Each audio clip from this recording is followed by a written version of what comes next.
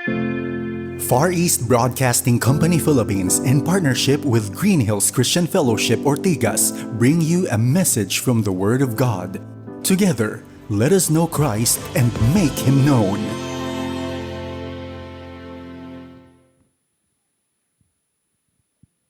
Magandang hapon po sa ating lahat. Welcome to Green Hills Christian Fellowship. Allow me to read from the Bible, Psalm 95. Come, let us sing for joy to the Lord. Let us shout aloud to the rock of salvation. Let us come before Him with thanksgiving and extol Him with music and song. Buksan natin mga kapatid ang ating mga Biblia sa Joshua chapter 10. Babasahin po natin ang verses 1 through 14. 1 through 14 ng Joshua chapter 10. Sa ating pong mga Pew Bibles, nasa page 223 po siya. Joshua chapter 10, babasahin natin ang verses 1 through 14.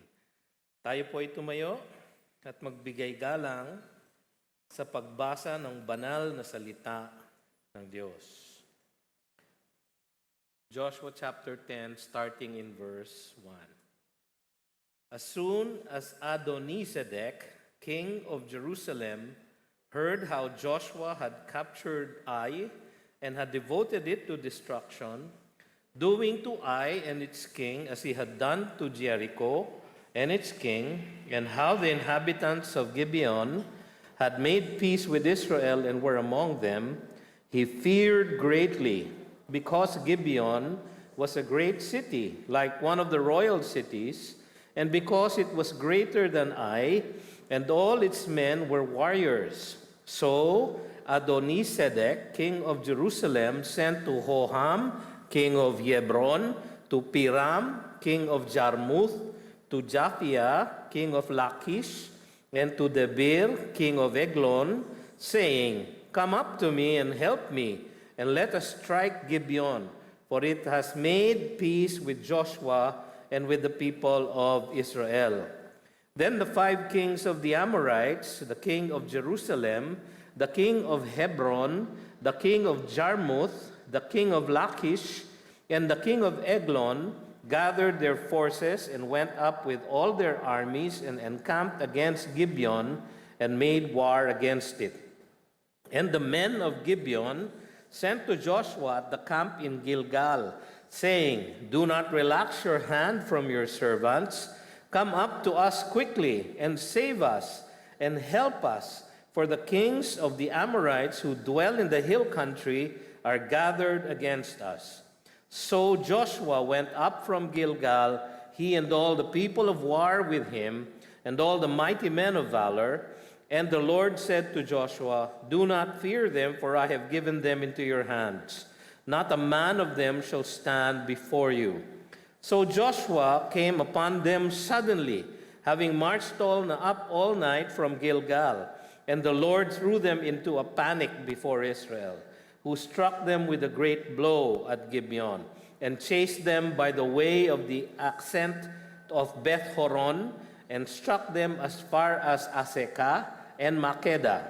And as they fled before Israel, while they were going down the ascent of Beth Horon, the Lord threw down large stones from heaven on them as far as Azekah, and they died. There were more who died because of the hailstones than the sons of Israel killed with the sword.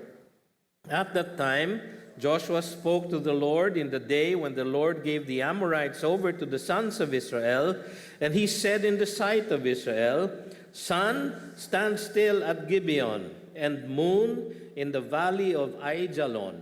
And the sun stood still, and the moon stopped, until the nation took vengeance on their enemies. Is this not written in the book of Jashar? The sun stopped in the midst of heaven, and did not hurry to set for about a whole day.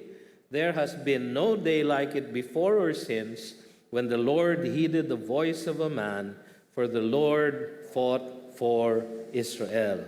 Pagpalain nawa ng Panginoon ang kanyang banal na salita tanggapin natin na may pagpapasalamat sa ating mga puso't isipan. Tayo po'y saglit na manalangin.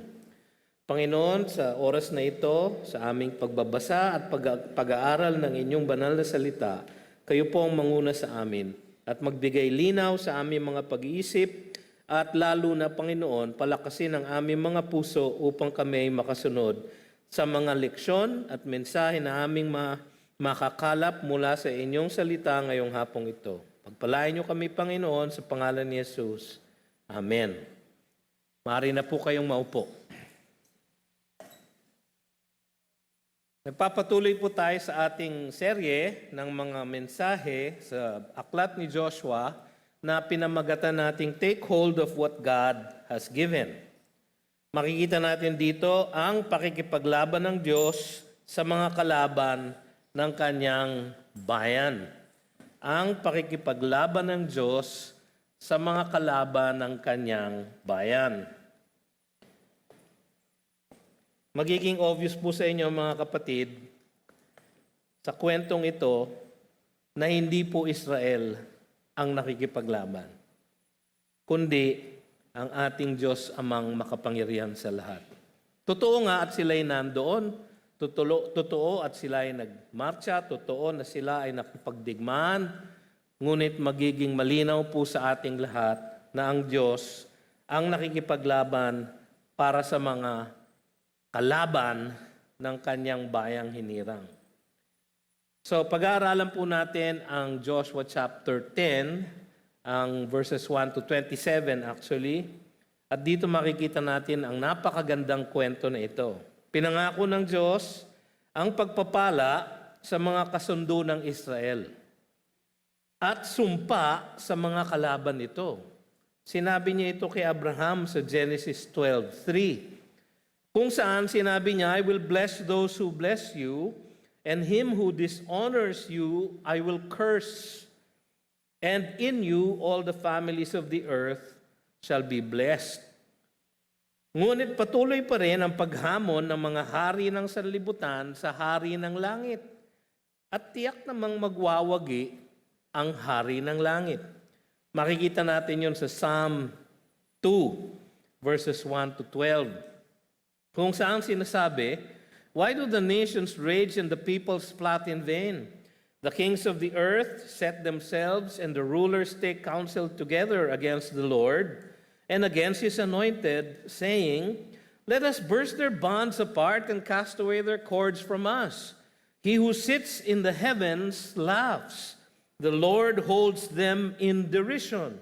Then he will speak to them in his wrath and terrify them in his fury, saying, as for me, I have set my king on Zion, my holy hill. I will tell of the decree. The Lord said to me, you are my son. Today I have begotten you. Ask of me, and I will make the nations your heritage, and the ends of the earth your possession. You shall break them with a rod of iron and dash them in pieces like a potter's vessel. Now therefore, O kings, be wise, be warned, O rulers of the earth. Serve the Lord with fear, and rejoice with trembling. Kiss the Son, lest he be angry, and you perish in the way, for his wrath is quickly kindled. Blessed are all who take refuge in him. Ang salaysay ng pagsasaklolo ng Israel sa Gibeon ay isang demonstrasyon ng gagawin ng Panginoong Diyos sa mga humahamon sa kanyang mga hinirang at sa kanyang mga layunin para sa kanila. Kung ang pananakop ng lupang pangako ng Israel ay larawan ng ating buhay espiritual o yung ating pananakop din ng ating buhay kay Kristo Jesus. Kung ito ay larawan nga, malaking kaaliwan dapat sa atin ang makikita nating katapatan ng Diyos sa pakikipaglaban niya sa mga kalaban ng kanyang hinirang na bayan. Marami tayong masasalubong na hamon ng laman, sarili natin, ng sanlibutan, at ni Satanas sa ating buhay kay Kristo Jesus. Ang sabi sa 1 John chapter 2 verses 15 to 17, do not love the world or the things in the world. If anyone loves the world, the love of the Father is not in him. For all that is in the world, the desires of the flesh and the desires of the eyes and the pride of life is not from the Father, but is from the world. Yan po ang ating mga kalaban. And the world is passing away along with its desires, but whoever does the will of God abides forever.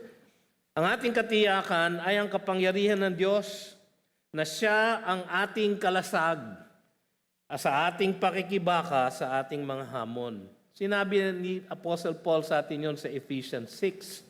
Ang sabi niya ron sa verse 10, "Finally be strong in the Lord and in the strength of His might. Put on the whole armor of God, that you may be able to stand against the schemes of the devil." Meron po tayong mga kaaway sa buhay na ito. Lalo na tayo na nakay Kristo na. Lalo na tayo na tumatawag na sa Kanyang pangalan. Matinding pakikibaka ang ating mararanasan. Ano ang ating katiyakan? Tingnan natin itong kwentong ito. Number 1, tingnan natin ang hamon ng mga hari sa bayan ng Diyos sa verses 1 to 5. Binasa natin kanina yon, pero ang importante nating makita dito, yung binasa natin sa Psalm 2. Why do the nations rage and the peoples plot in vain? Bakit nga ba? Kasi una, makikita natin ang takot ng mga hari sa lakas ng Israel. Nabasa natin kanina sa verses 1 and 2. Ang sabi doon, he feared greatly si Adonizedek, na hari ng Jerusalem. He feared greatly because Gibeon was a great city. Si Adonizedek, nakakatuwa po yung pangalan niya. Ang ibig sabihin po ng pangalan niya, the Lord of Righteousness. Ganda ng pangalan niya, no? Pero ang itim ng budi. No? Meron siyang isang kapangalan, baka familiar sa inyo. Parang kaapelido niya. Si Adonizedek, Lord of Righteousness, parang kapangalan niya si Melchizedek, King of Righteousness. Makikita natin ang pangalan niya sa Genesis 14 at sa Hebrews 7. Pareho silang taga Jerusalem. Si Melchizedek, siya ang hari ng Salem, na old name ng Jerusalem. Si Adonizedek, ang hari ng Jerusalem. Ito ang unang banggit ng Jerusalem sa buong Biblia. Magiging importanteng syudad ito sapagkat sa loob ng 400 taon, magiging kapitolyo ito ng Israel sa ilalim ni Haring David. Takot ang hari ng Jerusalem sapagkat nariyan na ang army. Ang takot ng hari ng Jerusalem ay mula sa makapangyarihang paglipol ng Israel sa Jericho, sa Ai. Makikita natin yun sa verse 1. At sa kanilang pagkaalipin sa Gibeon.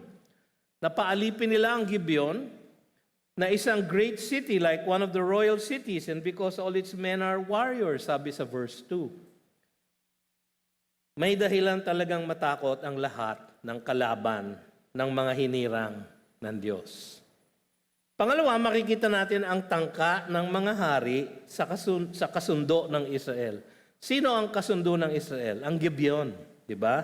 Binasa kanina natin sa verses 3 to 5. Pero ang importanteng verse doon, yung sinasabing, "Come up to me and help me." Yung po ang panawagan ng hari ng Jerusalem. "Come up to me and help me, and let us strike Gibeon." Bakit? "For it has made peace with Joshua and with the people of Israel." Ito ang tunay na dahilan ng paggawa nila ng isang bagong koalisyon.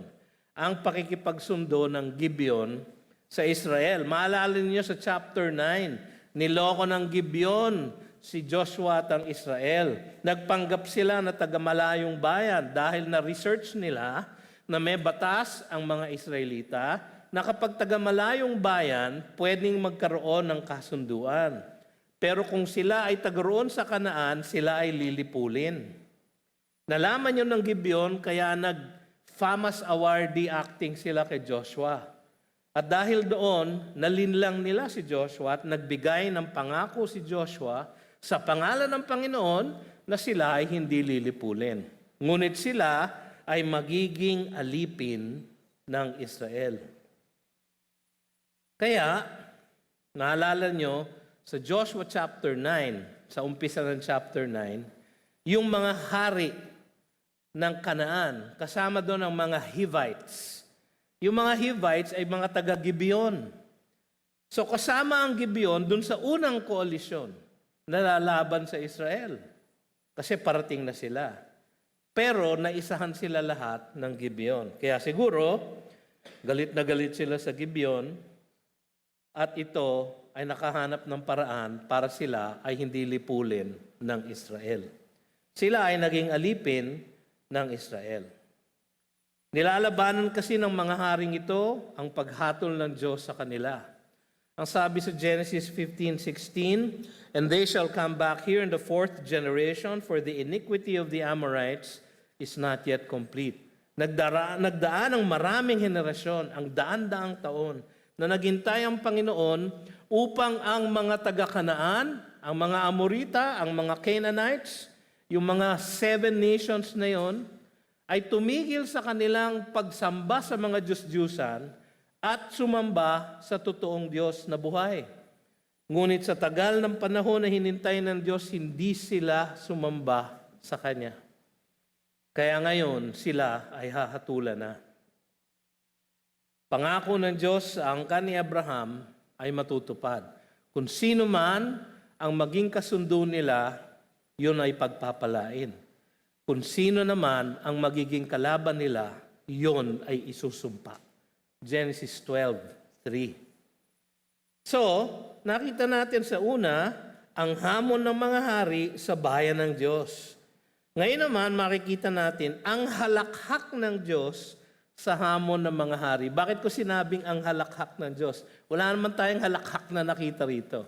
Babalikan ko yung Psalm 2 sa verse 4. "He who sits in the heavens laughs." Sabi sa Psalm 2, "Why do the nations rage against the Lord and His anointed?" Ang sagot ni God doon, siya ay tumawa. Natawa lang siya. Kakalabanin ako ng mga hari ng sanlibutan? Kaya ba nila ako? Ang sagot niya, ha ha ha ha ha. Halakhak. Dito, nai-imagine ko ang Psalm 2 na humahalakhak ang Diyos sa hamon na ibinibigay ng mga hari ng mga Amorita. Kahit na porsigido ang mga ibang bayan na labanan ng Israel, hindi nila malilipol ito kahit na magkaisa pa sila. In fact, maganda ang nangyari dito. Dahil nga nagkaisa sila, yung trabaho ni Joshua at ng Israel ay madadali. Kasi ang mission nila ay lipulin ang mga bayan o ang mga bansa o yung mga city-states na nag-o-occupy ng Promised Land. Ngayon nagsama-sama na sila. Mas madali na ngayon ang gera. No? Pero mas mahirap para sa Israel dahil mas marami sila ngayong kalaban. Hindi nila mapipigilan itong mga haring ito ang paglago ng bayan ng Diyos sapagkat doon magmumula ang Mesiyas. At ang Mesiyas ay pinangako ng Diyos sa buong mundo. Kaya kailangan lumago, kailangan lumaki ang kanyang bayang Israel. So makikita natin dito ang halakhak ng Diyos sa hamon ng mga hari. Makikita natin una sa lahat ang paghingi ng saklolo ng mga alipin ng Israel. Tingnan niyo sa verse 6. Si Gibeon kinabahan, di ba? Nabasa natin kanina. Kaya, ang sabi niya, "Come up to us quickly and save us." Come up to us quickly. Dali! Bilisan niyo! Dahil pinalilibutan na kami ng 5 mga army, ng 5 mga bayan na aming mga karatig. Bagaman malaki at may lakas din ang Gibeon, alam nyo, hindi sila maliit na bayan, malaki sila, at fortified. Kinabahan din sila sa lakas ng nagsanib na puwersa ng 5 bayan na ito. Ang sabi dito, "For all the kings of the Amorites who dwell in the hill country are gathered against us."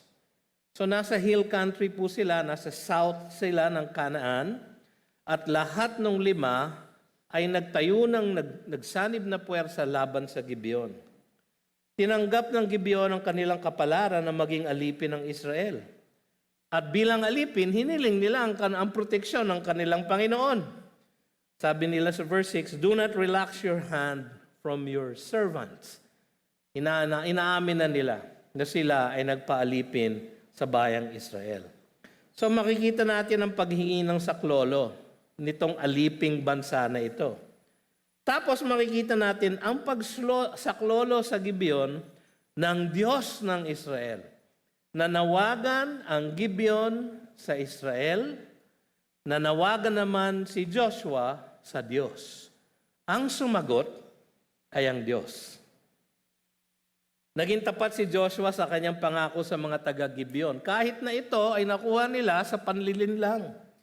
Hindi madali ang saklolohan ang Gibeon. Bakit? Sapagkat kung ito yung tinawid nila na River Jordan, no? Nandito po yung Gilgal.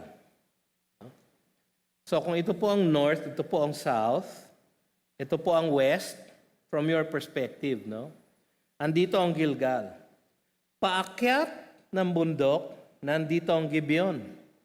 At nariyan lahat ang Jarmuth, Lachish, Eglon, lahat ng cities na binasa natin kanina. Nariyan sila lahat. Naikutan na nila ang Gibeon. So para sa klolohan ng Israel ang Gibeon, kailangan silang umakyat ng 25 to 30 miles overnight na paakyat sa dilim. At dapat tahimik. Napakahirap nung saklolong yon. Kaya ang sabi ng language na teksto natin, come quickly up, sabi ng Gibeon. Tapos sabi, ang tugon ng Israel, so Joshua went up. Kaya up ang nakikita natin salita doon kasi kailangan nilang akyatin ang mga taga-Gibeon.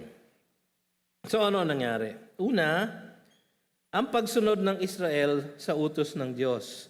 Binasa natin kanina yon sa verses 7 to 9. Pero ang dapat nating pansinin doon ay yung sinabi ng Diyos sa Israel. Do not fear them, sabi niya, for I have given them into your hands. Not a man of them shall stand before you. Ngayon, para masabi ng Panginoon kay Joshua yon, malinaw na nanalangin si Joshua at tumawag siya sa Panginoon. Kasi ang sabi ng teksto natin, and the Lord said to Joshua. So para masabi ng Diyos yon, si Joshua nanalangin sa Diyos. Bakit importante yon? Kasi natutunan na niya ang pagkakamali niya nung siya ay linlangin ng Gibeon. Naalala nyo? Sa chapter 9 verse 14, tinignan lang niya yung drama ng Gibeon at hindi man lang kumonsulta sa Diyos at nanalangin sa Diyos. Dahil doon sila ay nalinlang. Naalala niyo sa Ai?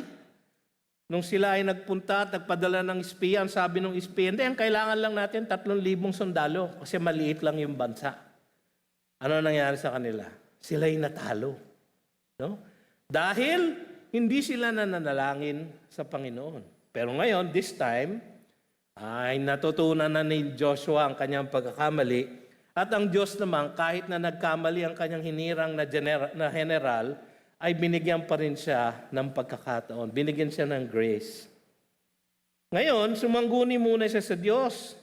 At ito ang naging daan upang ibigay ng Diyos yung utos, do not fear them. Bukod sa utos, binigyan siya ng pangako, for I have given them into your hands, not a man of them shall stand before you. Hindi bago yung pangakong yon, sapagkat yun ang pangako kay Joshua sa chapter 1 verse 5. Sabi ng Panginoon kay Joshua, no man shall be able to stand before you all the days of your life. So inuulit lang ng Diyos ang pinangako na niya. Pagkatapos tanggapin ang malinaw na utos ng Panginoon, madaling kumilos si Joshua. Joshua came upon them suddenly. Meron siyang surprise attack. Having marched all night. All night. Siguro ang gabi, usually all night, mga 8 to 10 hours. Depende sa haba ninyo matulog. No? Pero mga 8 to 10 hours ang isang magdamag. Tiyak na hapong-hapon na sila Joshua pagkatapos ng matarik na pagmarcha sa layo ng 30 miles sa loob ng 8 oras. Ano pang lakas nila sa pakikipaglaban ang kanilang ibibigay? Laban sa mga bayang nagkaisa. Hapong-hapon na sila.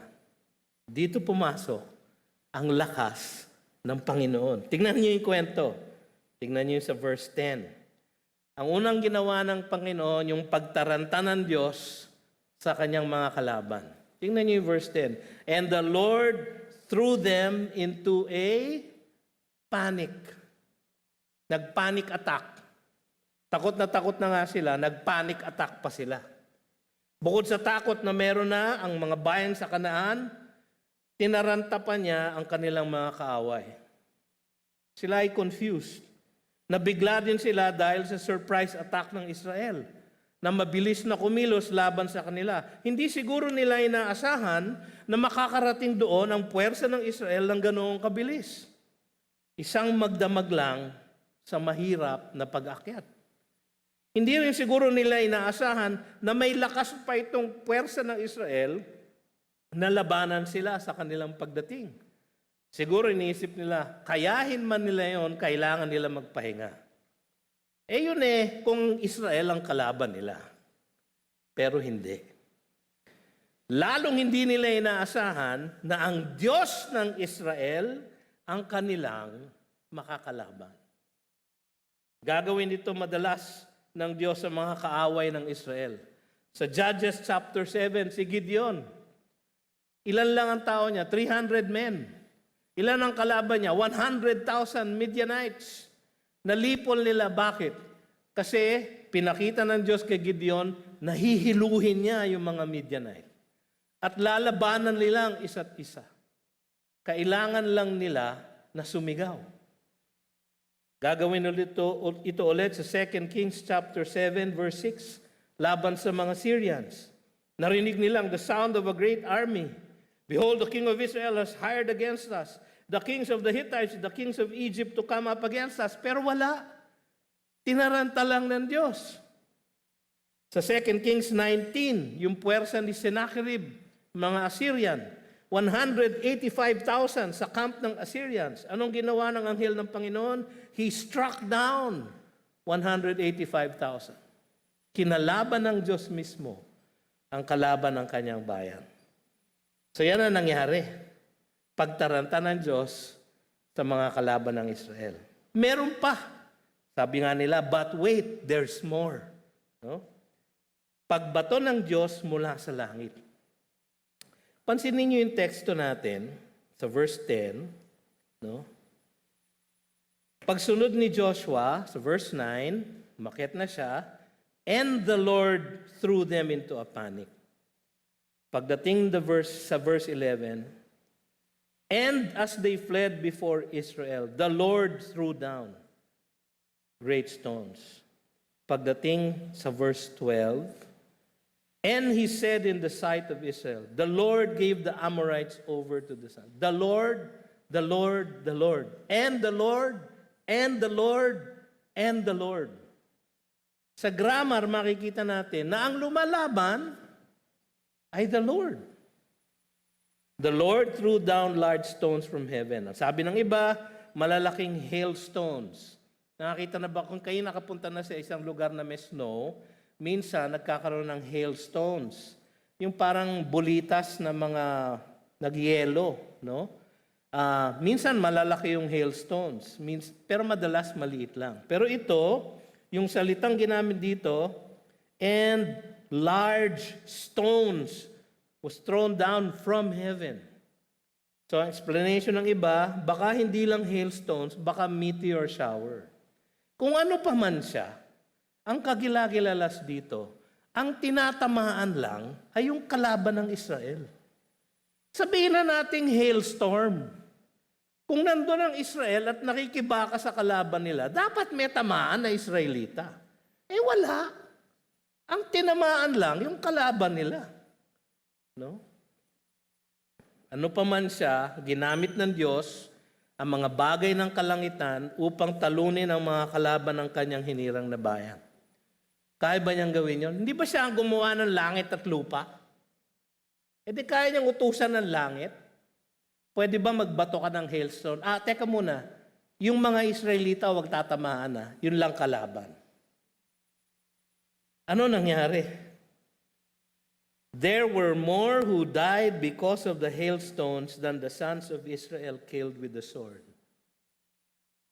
So sino ang kalaban? Ang Diyos. Sino ang lumalaban? Ang Diyos. Pangapat, paghinto ng Diyos ng ikot ng mundo. Ay, lalong kagilagilalas ito, di ba? Ito makikita natin. And the sun stood still, sabi dito. And the moon stopped until the nation took vengeance on their enemies. Ito ang pinakadakilang milagro na ginawa ng Diyos. Malamang, inabot na, kasi, umakyat sila magdamag. So nagumpisa siguro ang bakbakan, nagbubukang liwayway. Maangat ang araw. At maghapon na sila na lumalaban. Ang maghapon is 12 hours. 6 a.m. to 6 p.m. So siguro nagdadapit hapon. Malapit na ang sunset. Bakit ko alam na dapit hapon? Kasi meron pang araw, pero meron ng buwan. Litaw na yung buwan sa Aijalon. Yung sa Gibeon, nandun pa ang araw. So lumulubog pa lang ang araw. Nanalangin muli si Joshua. Mapanalangin na ngayon si Joshua, hindi mo na siya tuturuan manalangin. Palagi na siyang nananalangin, natuto na siya. Nanalangin siya. At hiniling niya na pahabain pa ng Diyos ang araw na iyon. Bakit? Kasi pag dumilim na, makakatakas ang kanyang mga kalaban. So kailangan, kung lilipulin ko Panginoon, itong 5 bansa na ito, at sinadya mo na nga na magkakasama na sila. No? Kung lilipulin ko sila, pwede ba pahabain mo ang araw na ito? Sabi nga ng isang teksto sa Biblia, is anything too difficult for the Lord? Di ba awit din natin yun? Is anything too difficult for Him? No? So ano nangyari? Gumawa ng paraan ng Diyos upang hindi lumubog ang araw at magbigay pa ng liwanag ang buwan. Ngayon, alam natin na ito ay imposible. Di ba? Sasabihin ng mga physicists at mga astronaut, no? Na ito hindi pwede mangyari. Pero may kinote pa nga yung author ng Joshua, sabi niya, this was written in the book of Jashar. Yun ay aklat ng mga tagumpay ng Israel. Kinote din siya sa 2 Samuel 1:18, this book of Jashar. Kung naniniwala tayo sa supernatural na paglikha ng Diyos sa lahat ng langit at lupa, hindi mahirap paniwalaan na nangyari nga ito. Ano kaya ang nangyari? Kasi sabi sa verse 14, there has been no day like it before or since. Kung ganun nga ang nangyari, dapat naranasan to sa buong mundo. Ano kaya ang nangyari? Kasi alam nyo, hindi pwedeng pahintuin lang ng Diyos ang rotation ng earth. Ang rotation ng earth, kaya siya umiikot na ganyan, yung mga wind patterns ang nagpe-prevent ng mga tsunamis. Pagka bigla mo siyang hininto, ay magkaka-tsunami left and right. No? Alam natin yon from science. Alam din natin na nagre-revolve ang earth around the sun. And the moon revolves around the earth. Alam natin yon, Science 101, di ba? So, ang ginawa ng Diyos, hininto niya ang pag-ikot ng mundo. Or, yung pag-ikot ng mundo, sinabay niya sa paggalaw ng araw at paggalaw ng buwan. Ang hirap nun, ha? Kaya bang gawin ng Diyos yun? Sino ba gumawa sa kanila? Ang Diyos, di ba? Meron bang mahirap sa ating Diyos?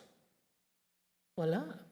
Kung nilalang niya ang langit at lupa sa loob ng isang linggo, 6 na araw, kaya niyang gawin yun. Pero, sabihin na natin na dapat naramdaman ito sa ibang parts ng buong mundo. Meron namang mga record. Sabi ng isang manunulat, I quote, in the ancient Chinese writings, there is a legend of a long day. The Incas of Peru and the Aztecs of Mexico have a similar record. And there is a Babylonian and a Persian legend of a day that was miraculously extended. Another section of China contributes an account of the day that was miraculously prolonged in the reign of Emperor Yo.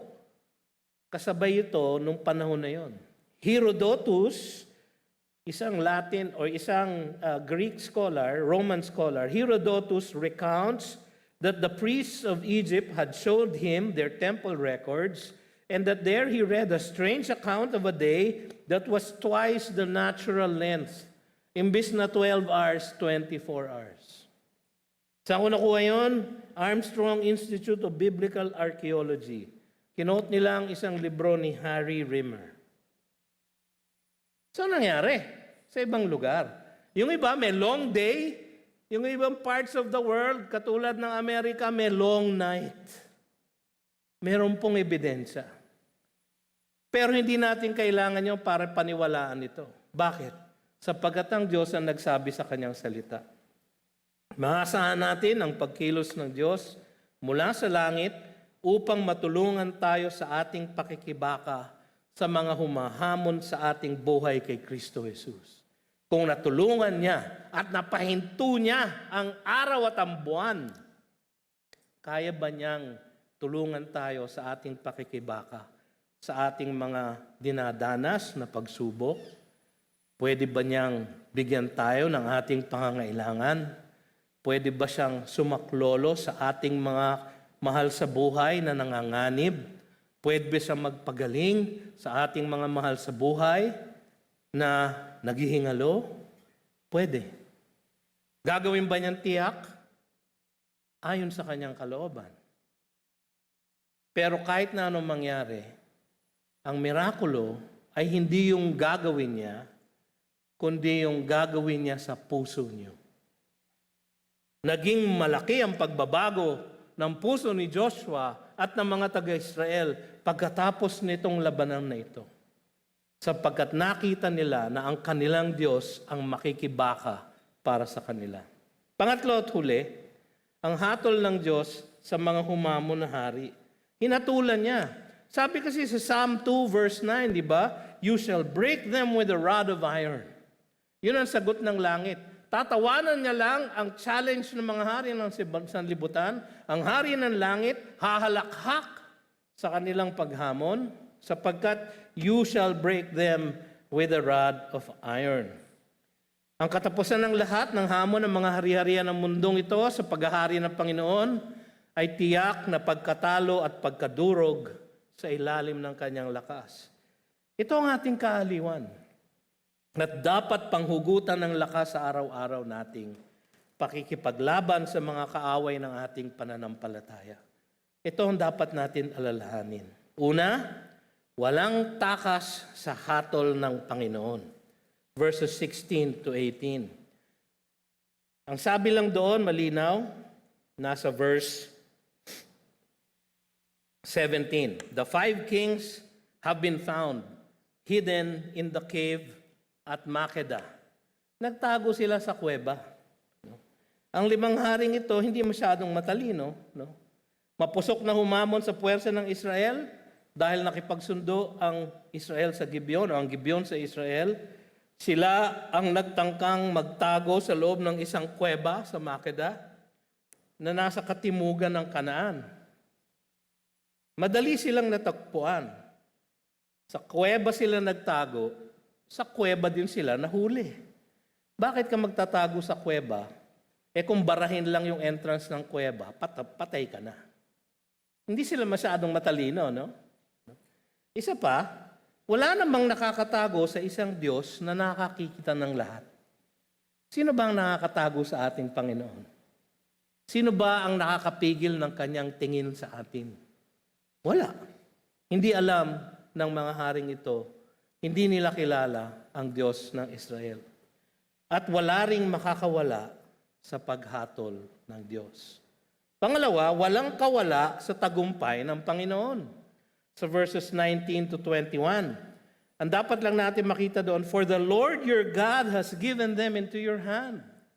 Walang hinayaan makawala ang mga Israelita sapagkat inutos ni Joshua, pursue your enemies, attack their rear guard, do not let them enter their cities.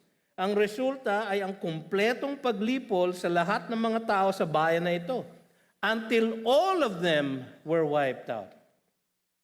Naalala niyo itong utos ng Diyos sa kanila sa Deuteronomy 7 verse 1. When the Lord your God brings you into the land that you're entering to take possession of it and clears away many nations before you, tapos sinabi niya yung mga nations na ito, more numerous and mightier than you, and when the Lord your God gives them over to you and you defeat them, then you must devote them to complete destruction. You shall make no covenant with them and show no mercy to them. Bakit? Sapagkat hinahatulan sila ng Diyos sa maraming daang taon na nireject nila ang Panginoon at sumamba sila sa mga Diyos-Diyusan.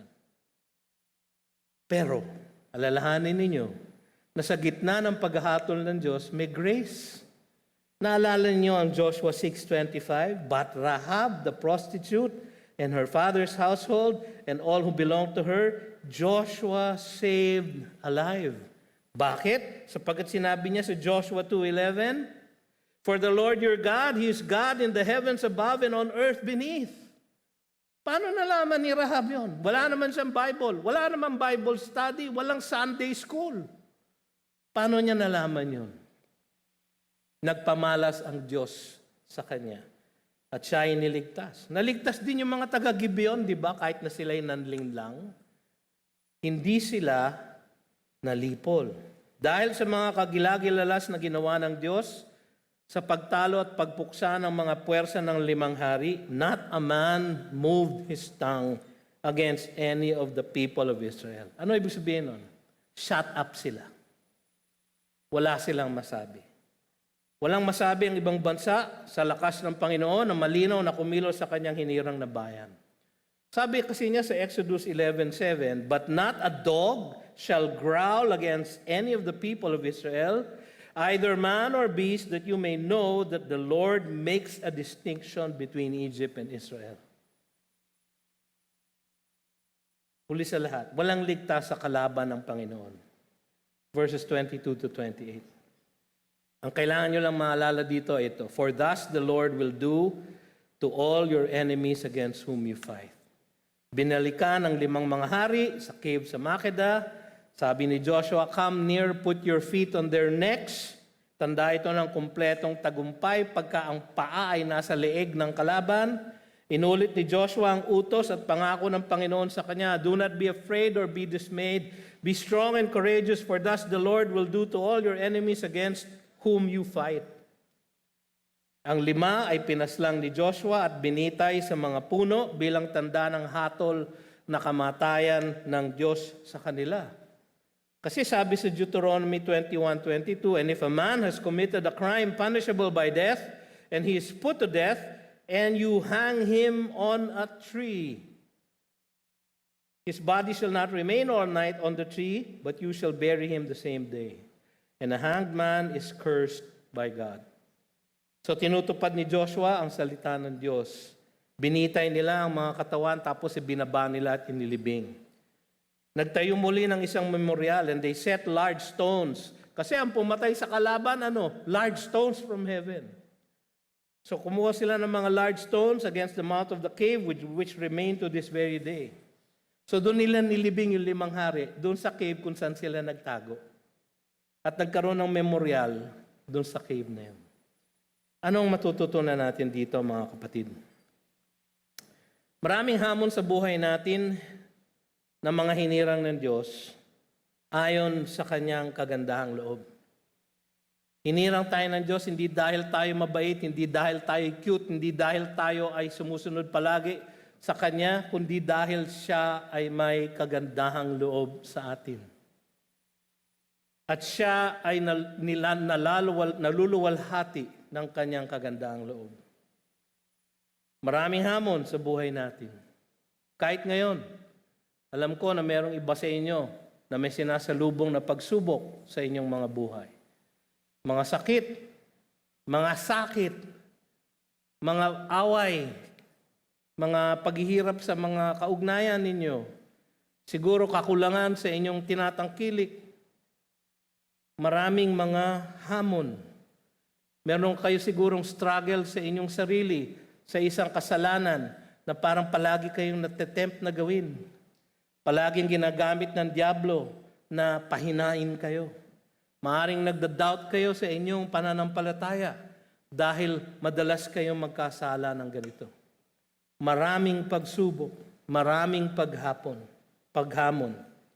Makatitiyak tayo na siya ang lalaban at tatalo sa mga hamon na ito para sa kanyang kalwalhatian at para sa ating kapakanan.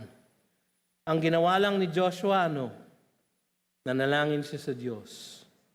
Nangusap siya, at anong sabi sa verse 14? The Lord heeded the voice of a man, for the Lord fought for Israel. The Lord heeded the voice of a man. Pinahinto niya ang araw, pinaulan niya ng hail. Binigyan niya ng panic. Tinalo niya ang kalaban. The Lord heeded the voice of a man. Hindi lang kay Joshua yan, mga kapatid. Bawat isa sa atin, pinakikinggan ng Diyos. Ang sabi sa 1 John chapter 5, verse 14, and if we pray according to His will, we know that He hears us. He hears us.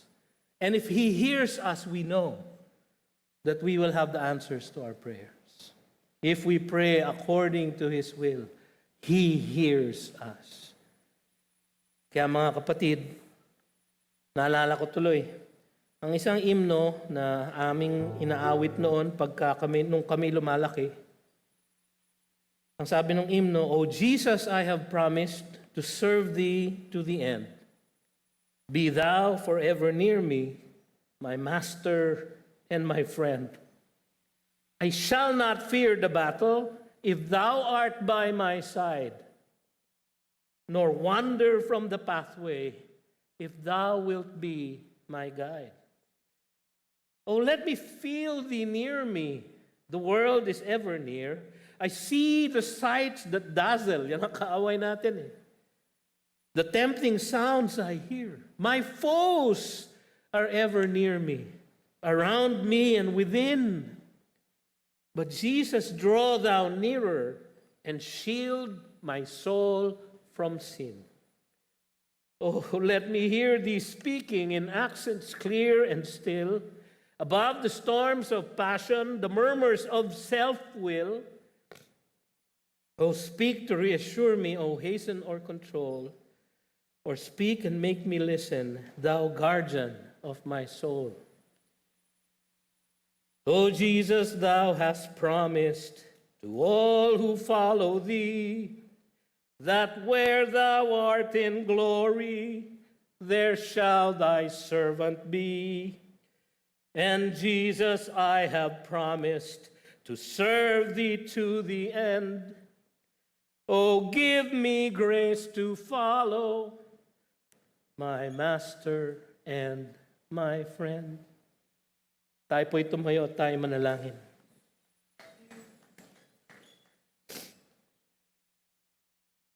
Panginoon, kayo ang aming Master, kayo ang aming friend na pwede naming tawagan sa aming pakikibaka sa mga hamon ng buhay. Salamat at ipinakita mo sa amin ang inyong katapatan sa bayang Israel na sa kanilang pagtawag sa inyo, kayo ang sumaklolo sa kanila at nakipaglaban sa kanilang mga kalaban. Salamat, Panginoon, at inyong pinakilos ang langit at lupa upang matalo ang kalaban ng inyong bayang hinirang. Ngayon, Panginoon, sa pagharap namin sa aming mga pagsubok, gayon din ang aming hiling sa inyo. Pakilusin niyo, Panginoon, ang langit at lupa upang kami ay magkaroon ng lakas na labanan ang mga pagsubok na aming sinasalubong. Maaaring ito ay dahil sa kakulangan, maaaring ito ay dahil sa sakit. Madalas hinihingi namin, Panginoon, ang mirakulo ninyo na paalisin niyo, Panginoon, ang lahat ng ito sa aming buhay. Ngunit alam namin na ang higit na mirakulo, Panginoon, ang inyong pagbabago ng aming puso upang kami ay maging katulad ninyo. Kaya katulad nung himno, Panginoon, ang aming awit, O Jesus, Thou hast promised to all who follow Thee, that where Thou art in glory, there shall Thy servant be. And Jesus, I have promised to serve thee to the end. Oh, give me grace to follow my master and my friend. Tanggapin ninyo ang pagpapala ng Diyos amang makapangyarihang sa lahat. Ang pag-ibig at kagandahang loob ni Kristo Jesus na kanyang bugtong na anak at ang gabay at pakikipisa ng kanyang diwang banal magmula ngayon at magpakailanman. Amen at amen. Magandang hapon po. You've just heard a message from the Word with Green Hills Christian Fellowship Ortigas in partnership with Far East Broadcasting Company Philippines. We hope you can join us next week. God bless you.